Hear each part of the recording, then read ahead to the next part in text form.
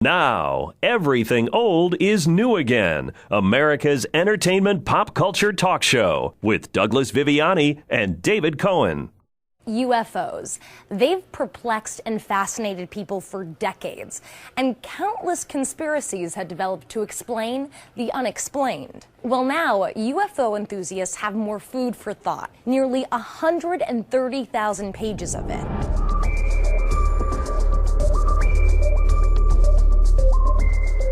The Air Force has recently made public Project Bluebook, an archive of UFO reports and investigations dating back to the 1940s. The report includes more than 12,000 sightings made by military members and civilians. While most of the cases were explained as either satellites, weather balloons, high-flying jets, or even meteors, still hundreds of cases remain unidentified.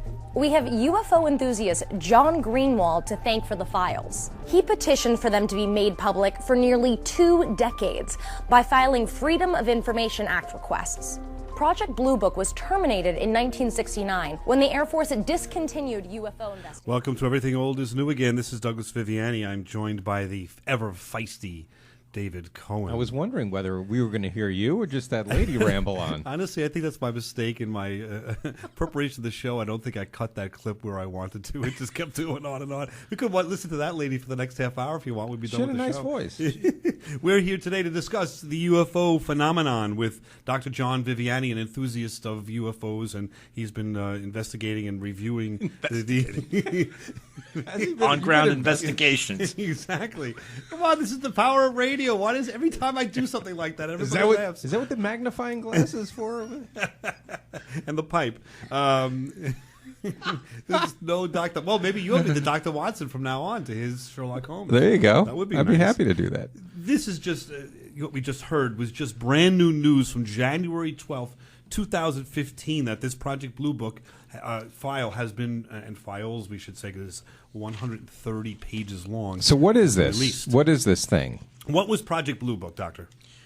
Project Bluebook was a bunch of government-sponsored research into the crash of Roswell. They wanted to see. It started with Roswell. We went thereafter into the 60s. And then into the 60s, and investigating UFO reports. It was the Air Force-sponsored report. Now, they had, just to be specific on this, 12,618 sightings. 701 of them still remain unidentified, and they tried to just for the listener and for me as well. So what? But what is it? Why is it in the news now? Was it something that hadn't been disclosed before? Yes, the document. People were trying to access information, like they know information's out there, but it was shut off by the government. The government even said there's nothing exists. And now not only did they say it exists, but they released 130,000 pages of declassified UFO reports. Well, this John Greenwald filed requests under the Freedom of Information Act for 20 years. It finally went to court, and finally he was able to get that released. Okay. I'm going to take us all the way back to 2011 and just listen to a clip from the movie. But we're talking about something we're that's going to have some relevant fun. here. I'm telling you. All right. Is it demons? Why are you asking me? They're coming back! They're coming back!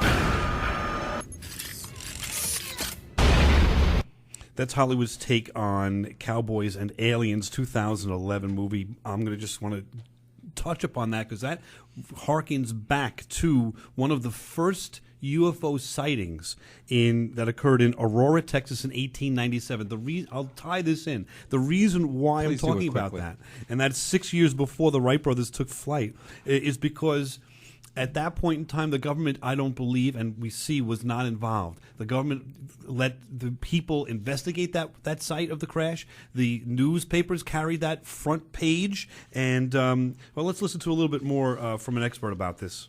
It's April 19th, 1897. About 6 o'clock this morning, the early risers of Aurora were astonished at the sudden appearance of the airship, which has been sailing through the country. It collided with Judge Proctor's windmill and went to pieces with a terrific explosion. The pilot is supposed to have been the only one on board, and while his remains are badly disfigured, he was not an inhabitant of this world. The town is full of people today who are viewing the wreck and gathering specimens of the strange metal from the debris. Pieces of metal from the crash site were also analyzed by a physicist at North Texas State University, who found one of the samples, quote, puzzling. That is just a bit of the fellow was reading there, the middle fellow, reading from the newspaper, front page of the newspaper, back when this occurred. So before we get into this topic, I just want to look at this in a serious manner and talk about how, in my view, the government has been involved with this recently, and that's why the interest in Blue Book now is so strong, because we've had what I think is a possible cover-up that now is going to possibly be exposed in these 130,000 pages of documents. In a recent Gallup poll, 15 million Americans claim to have seen a UFO. 15 million. The same poll showed that 51% of the adult population is convinced that flying saucers are real. Perhaps it's time to approach the question of UFOs again, without bias. For we can only hope that if we are being studied by aliens, it is with more thoroughness and care than we have focused on them. Dr. Viviani, what do you think of that Leonard Nimoy comment? Yeah, forget the report that just came out. Let's talk about I know, Mr. I gotta go back Spock. to we have Nimoy. I was waiting for the Star Trek reference to come into here. Just so we were so into this thing, and then now you've got 5 minutes to talk about it. Go. Oh my goodness, about Nimoy? No, I just want to say that it's time to talk about this seriously and try to figure out, is the government involved in this or not? Absolutely involved. Well, first of all, the Aurora case is not one of the best UFO cases, but I understand you. How dare you? You do it because it shows. First of all, it's interesting because it's pre-Wright brothers, pre-flight in the air, so people saw a cigar shape in the air. This whole thing could be a hoax, but it was the fact of that was that it was talked about openly. That's the point you're trying to make. Right. There was no cover up, and it was like accepted. Okay, the general public wasn't afraid of it. They went let's out find out what it is themselves as well. They talk about it more openly. If there's a cover up, we don't need that nonsense from the government. We're adults; we can hear it for ourselves. But I think that this show is going to show there's a possibility that our government has been doing something nefarious here. Yes, ever since, especially after the 47 crash is when it started. Early 50s is when they actually when the crash first started, the Air Force came out and they admitted, we're talking about the Roswell crash, they admitted that they didn't know what it was and it was a crash, and then they made them their press agent the next day changed their story and said it was a weather balloon. Yes, and in the second part of our section here, after the commercials, we're going to go into there was a sighting in 1952 in Washington, and there was a press conference, which we'll talk about, which explains exactly what you just said. But going back to the point here, Dave, I want to see, do you feel that this is time to discuss this topic after our last discussion? And if you've missed it, it's on everythingoldisnewagain.biz of UFOs. I was ready to discuss it 10 minutes ago. Yes, it's time. Let's get to it. Get to it. Go ahead. What do you have to say about this so far? Give me a little what are you thinking about? You're looking at me? Yeah, I'm looking at you because you want to talk. I want to hear more about the report. So I have questions. Yes, I have questions about the report. So this report that came out, John, being the investigator, as Doug called you. According to my investigation. Yes. Well, first of all, I don't think that's all the documents that they have. That's only what they just released as declassified. Obviously, I haven't gone through the 130,000 documents, but it should. Why not? I don't know what they're actually going to prove because it's actually declassified. But it's interesting that the government finally did let go of something and say, hey, maybe something's in there, because it was a long time coming. Okay, let's bring the conversation to a grinding halt. There is something called the clock. Now, I wasn't so prepared to talk about that, but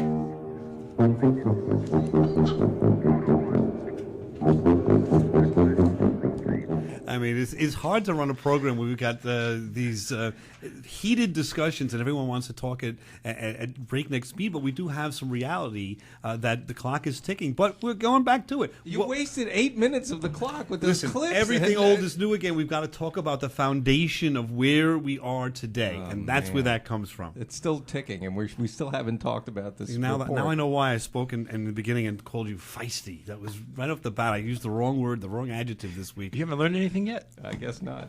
Well, educate. You got a minute and 15. Go ahead. Can I talk about Majestic 12 yet? No, not yet. No, John, you cannot. This is a cover-up. Now I see where the cover-up's coming. Doug and the government.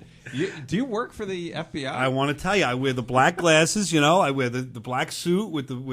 He's not going to let us talk about UFOs. No, but the government has been involved with the data that has been out. But not only that, they have been involved with. They do put out misinformation as well. It's really hard to get through what the crackpots are and what the legitimate cases may be. And later on in the show, I'll go into the difference between our government and other governments. That's what you think. Possibly get into the difference, but there's they have their hand in the information. Let's put it that way. What we see. And what's the point? Why would the government be covering this up at all? Oh, well, many theories, but they don't want to. They think that the world would panic if they think that we have contact with other people, or be afraid of being invaded, or what are we going to do with this technology? But this report's out there now, so there's no government cover-up, right? Yes, but it's going out like a week and a half. Huh?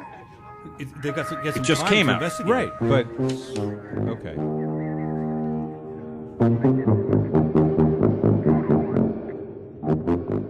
Hello, my name is Fraser Hines. I played Jamie McCrimmon, the longest-running companion in Doctor Who, and you're listening to Everything Old is New Again, Jamie.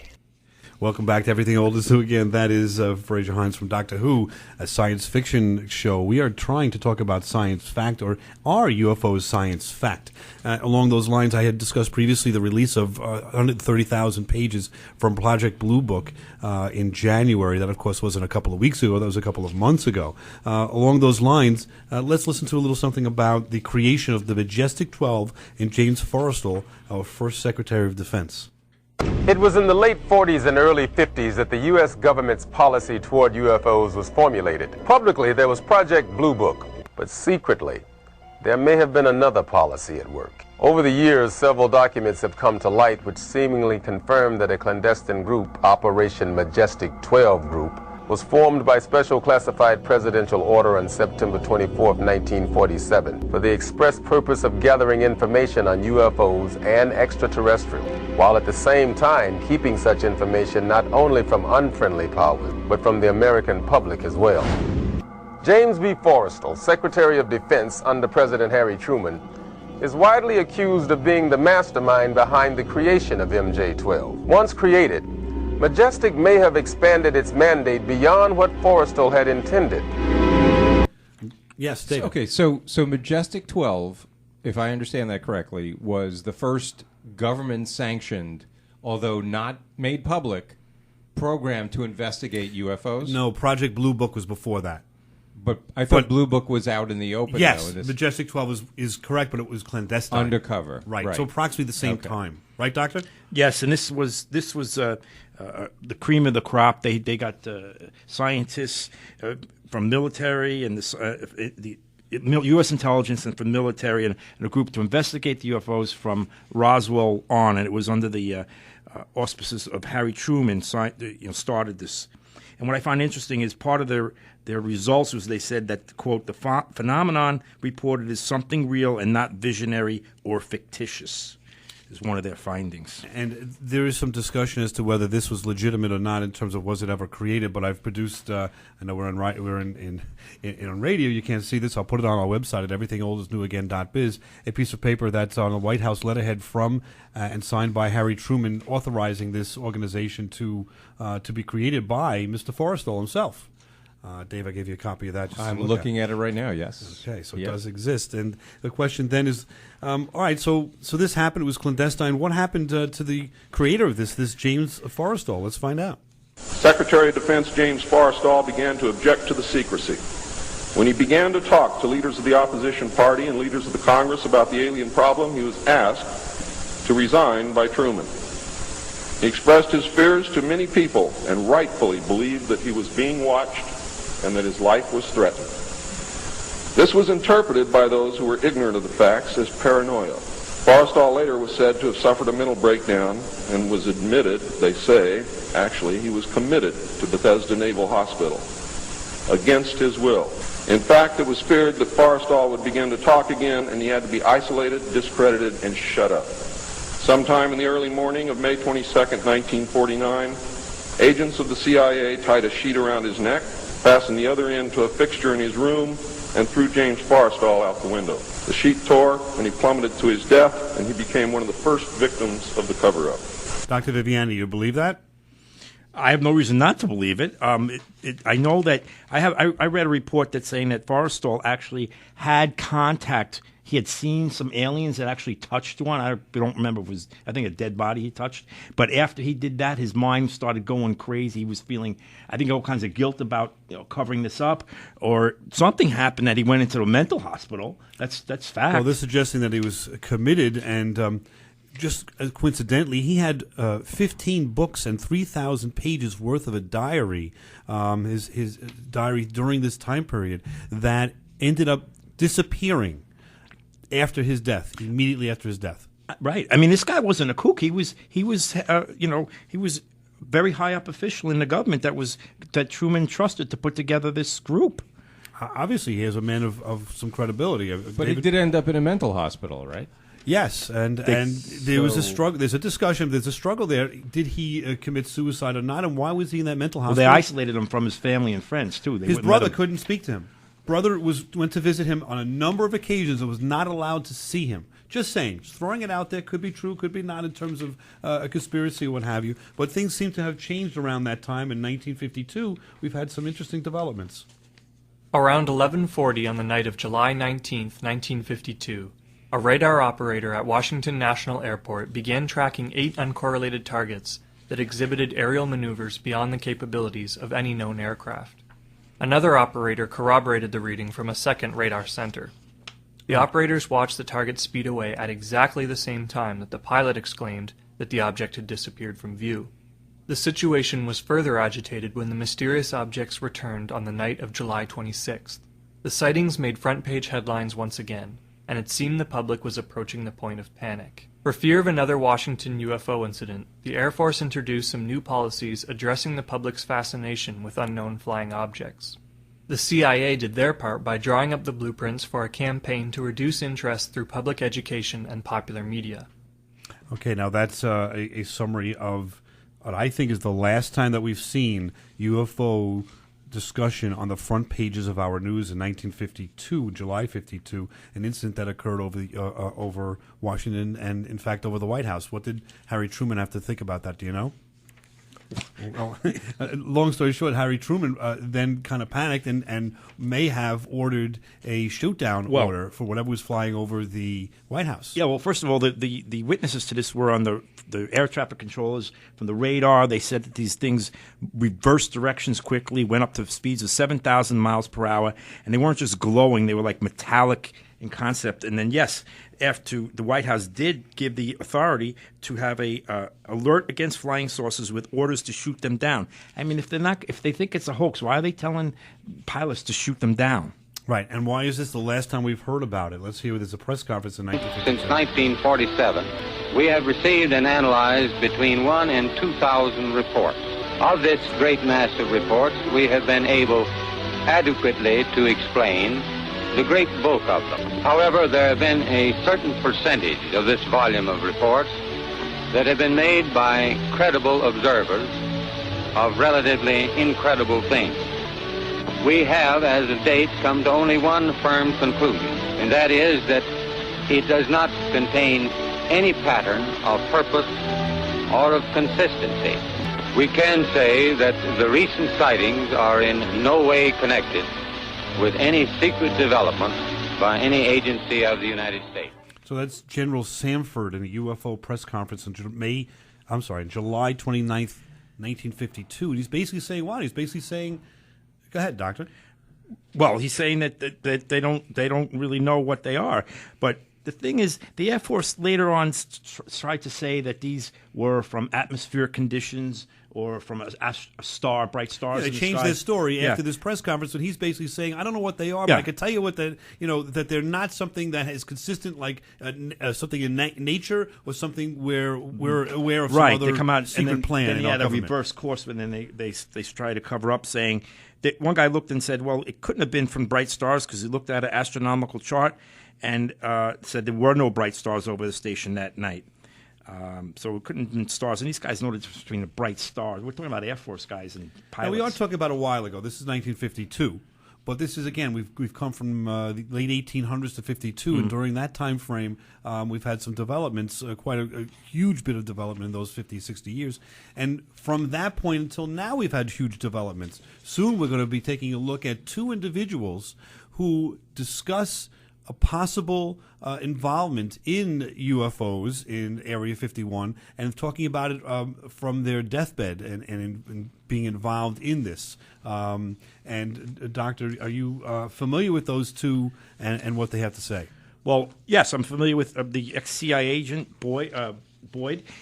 He was a Boyd Bushman. Boyd Bushman, yeah. He was a scientist who worked for Lockheed Martin and all kinds of top secret events. And upon his deathbed, he claimed that he produced some snapshot photos of aliens. He claimed he was working on anti-gravity technology, and he showed an actual film of some objects that he can make floating in the air. All right, question is this a goof or is this for real? Are we in the Twilight Zone? We'll figure this out in a moment.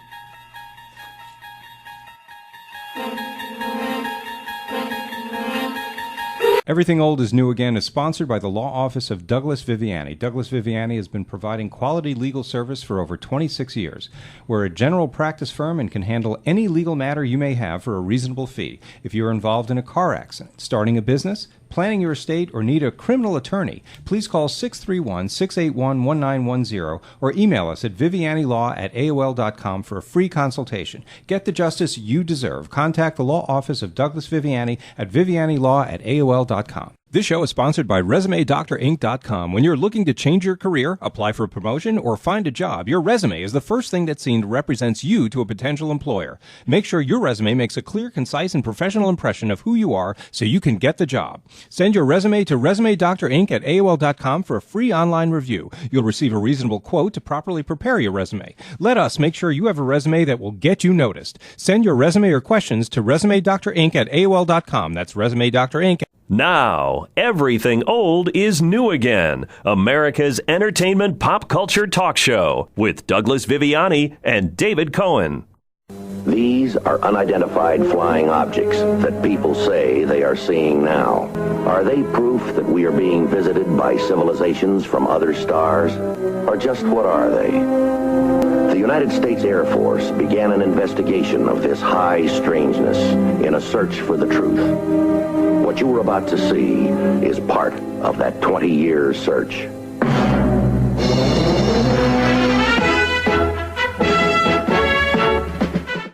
Welcome back to Everything Old is New Again, and that was the beginning of a television program from 1978 entitled Project UFO, and Jack Webb, if you know him from Dragnet, was a creator of that show and certainly was the narrator, and that show tried to bring about some examples of what the government was investigating and called it under the title Project UFO, but they were really talking about the real Blue Book investigations. Question is, Dr. Viviani, we're here with Dr. Viviani, and he's an enthusiast and investigator of the UFO phenomenon on his free time. Have you any discussion or any information at present about what went on with Project Bluebook, other than the fact that 130,000 pages of material has just been released a couple of months ago?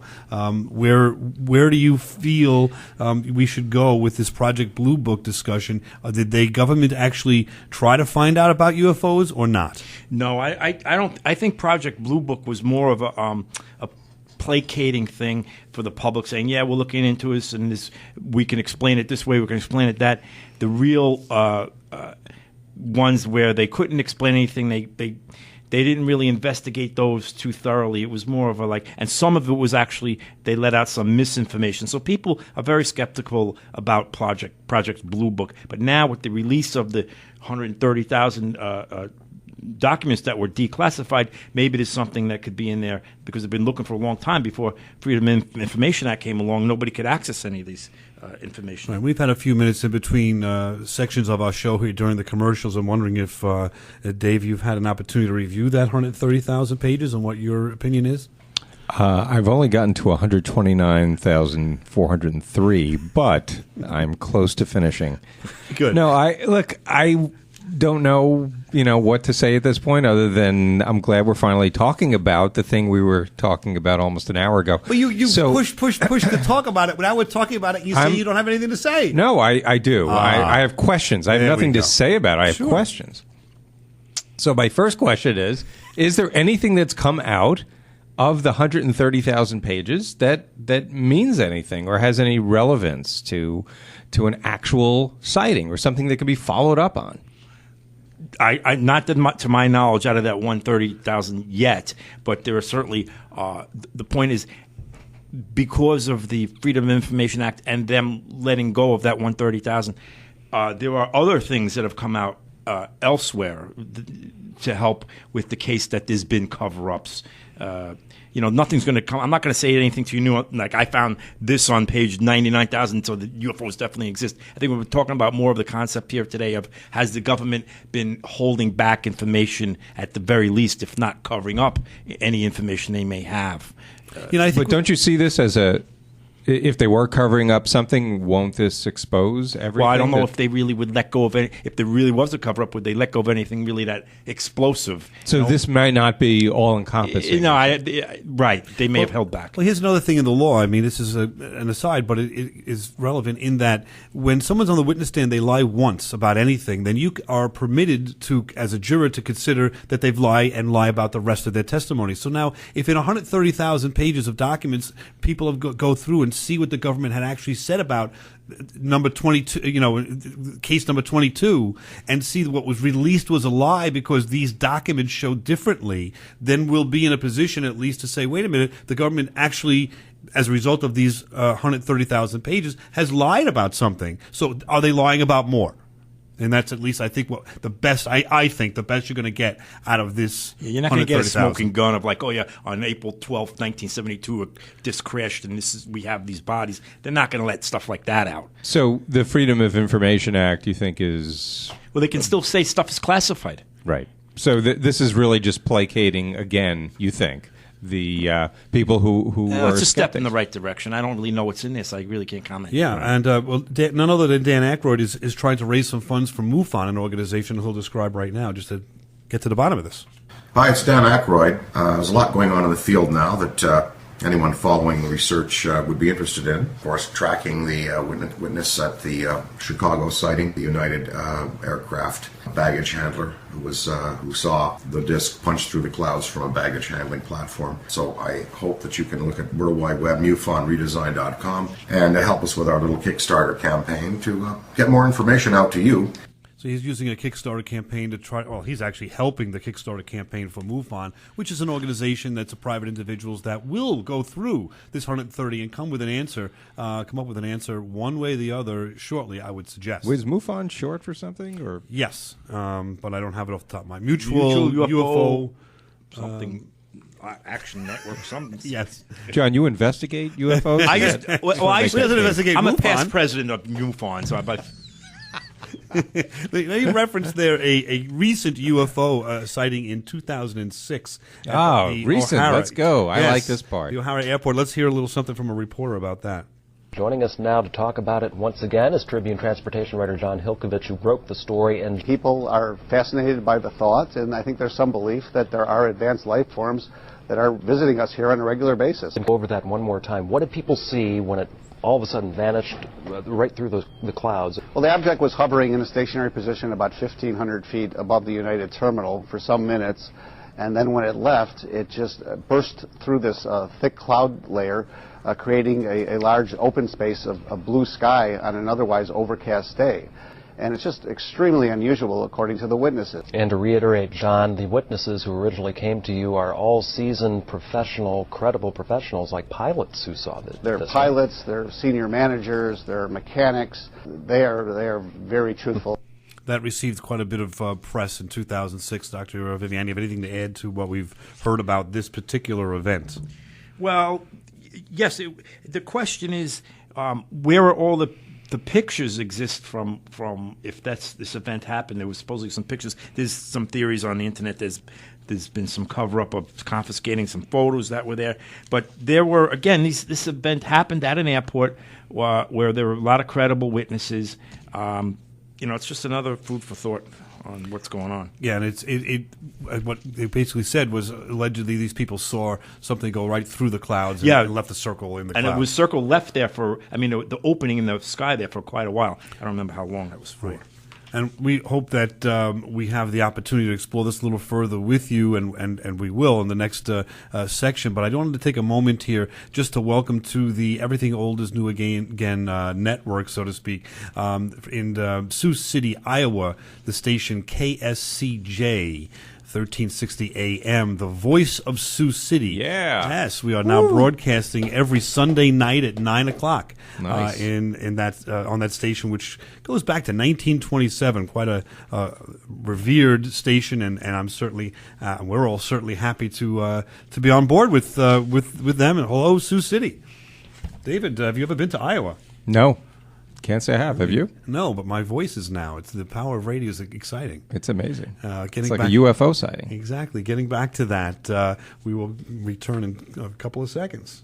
Doctor, do you think there's anything new beyond the 2006 investigation or discussion that we just had about what happened in O'Hara Airport to discuss in our final part of the show coming up? Absolutely. We've got some pretty interesting stories about deathbed confessions, if you will, about some scientists who claim they worked on some UFO technology. Okay, we're going to dig into that shortly. I wanted to take a moment to see at this point if we know and have ever discussed and talked about a gentleman by the name of Stanton Friedman. Who is he, and what's he been doing since the 1970s? Stanton Friedman is a nuclear physicist, so he was one of the first, quote, mainstream scientists to get involved with UFO research. He's been all over the place talking thousands of lectures on his research into UFOs, and he brings, like, when you say, oh, he's a nuclear physicist, he brings credibility to the field. And I wish more, quote, legitimate scientists would actually take the time to look at the data, like he does. It does, however, cost money, so to speak, to do this and to live. And he stopped basically being a physicist in the 1970s. He testified at congressional hearings. He's testified twice in the UN. So he's a gentleman that devoted his life to this. He just recently had a heart attack. We hope he's doing well. But at this point in time, he is someone that cannot be and should not be ignored on this topic. No, he'll take on any and all. That's great to hear. We'll be right back.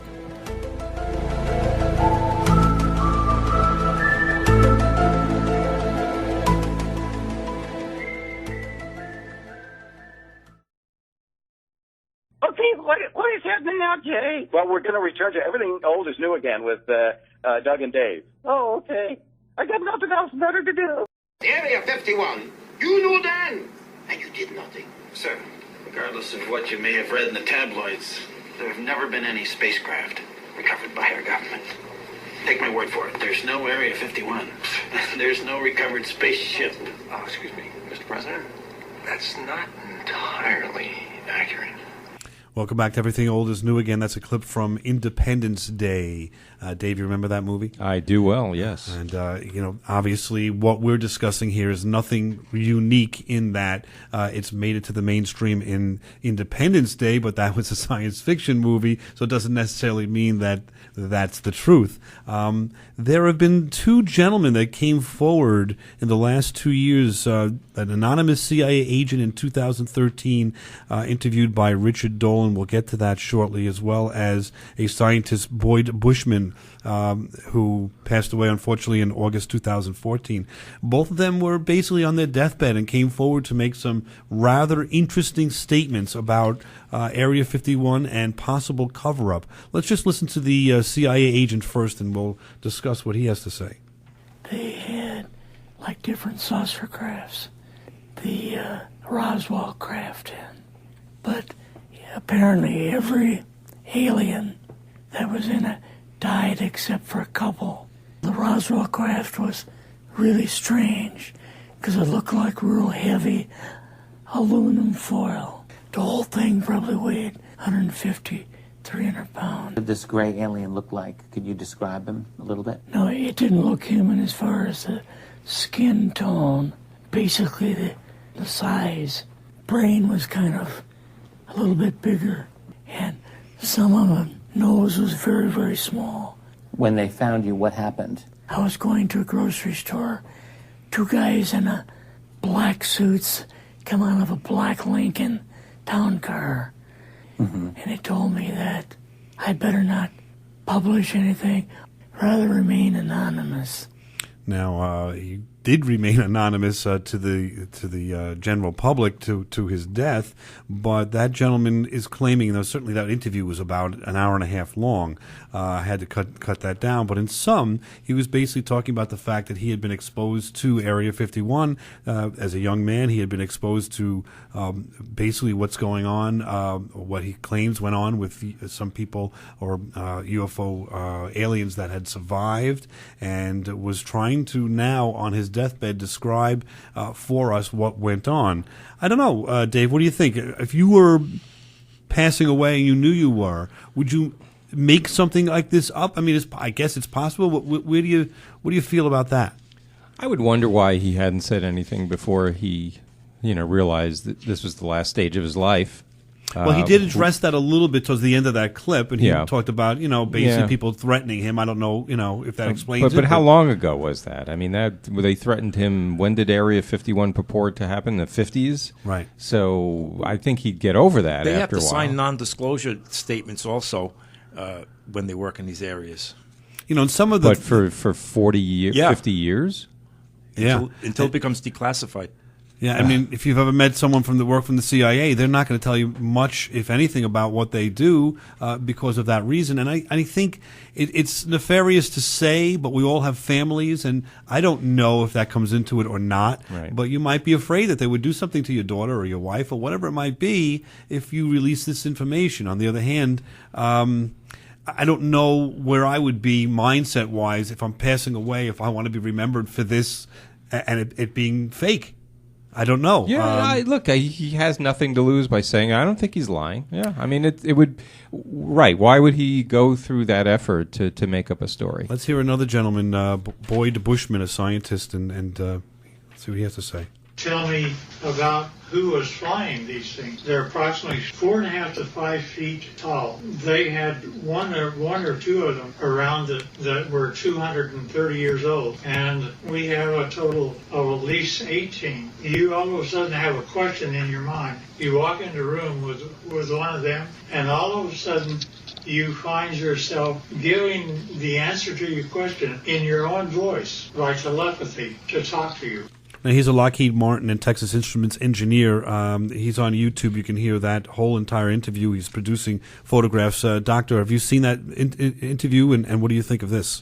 Yeah, so this is another one who's an elderly gentleman who was a scientist working on all these projects going all the way back to Roswell, and who's coming out and saying, and he actually had some...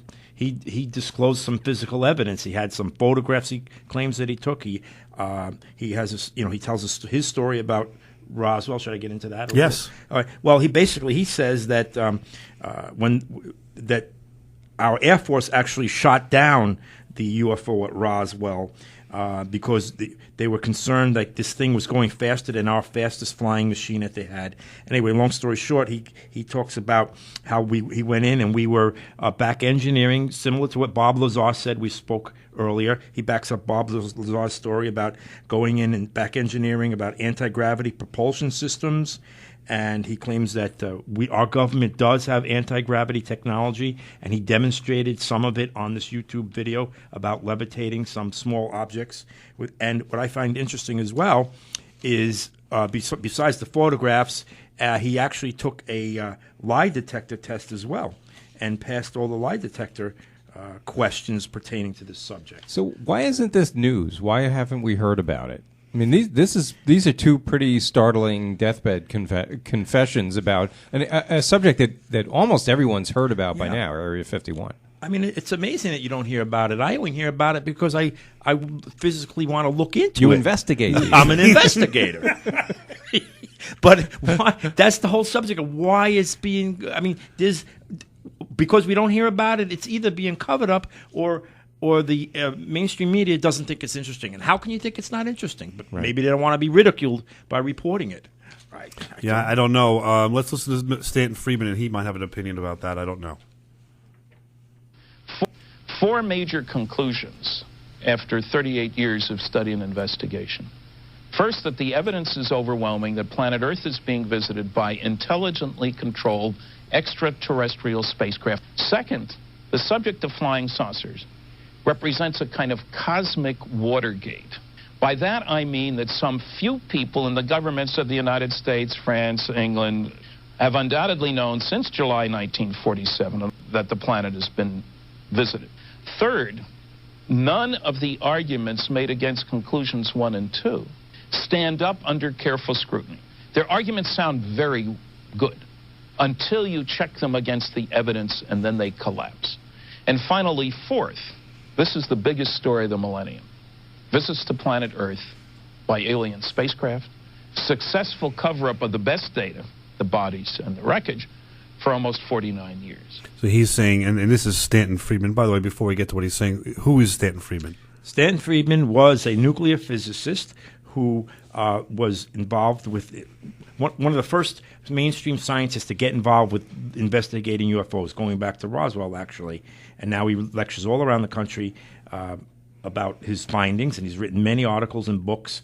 And he's the go-to guy as far as, you say, why don't you have a scientist looking into it? Well, he is a scientist who's looking into it. He's testified at congressional hearings Yes. and twice at the UN. And I find it interesting. He kind of answers Dave's question, or at least alludes to it, doesn't really answer. He says, the number 4 there, the biggest thing is the cover-up is the biggest story. Forget the UFOs. He's saying the ability to cover this up for all this period of time is the story of stories, which is saying something. I don't know. I think it's just an interesting point of view. I don't know if this carries the day for you, Dave, but I don't know where we are on this. Other than we're now seeing the internet produce these gentlemen with their deathbed confessions and some interesting photographs and now the 130 pages, 1,000 pages. Well, last time we talked about this, John, you touched on something which was, made sense.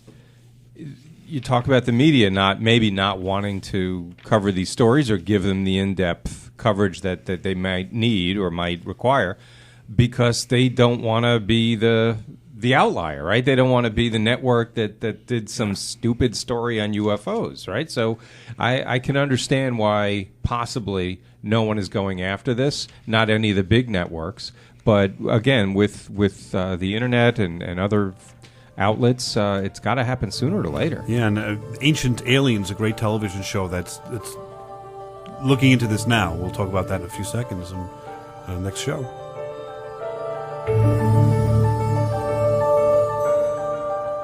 That's a great theme from the show Ancient Alien. And Doctor, have you seen that show? Is that part of your investigation? That is part of my investigation. No, that's a really great show. They have it's an hour long. It's not just a quick go over. They go into depths on different subjects, it's becoming more mainstream, I think, to even admit watching that show, unless being is it kind of balanced though, reporting, or yeah, they really believers and they kind of want you to believe? Well, they're believers. They're giving their point of view, but they back it up with evidence. They have some physical evidence, depending on what it's not just UFOs. I mean, they have ancient Egypt and things like that. Right, I see. It's very interesting. Yeah, they do present a point of view that you don't see on television that much. So at least it's something to consider, and we're having fun doing it on Everything Old is New Again. Come on back.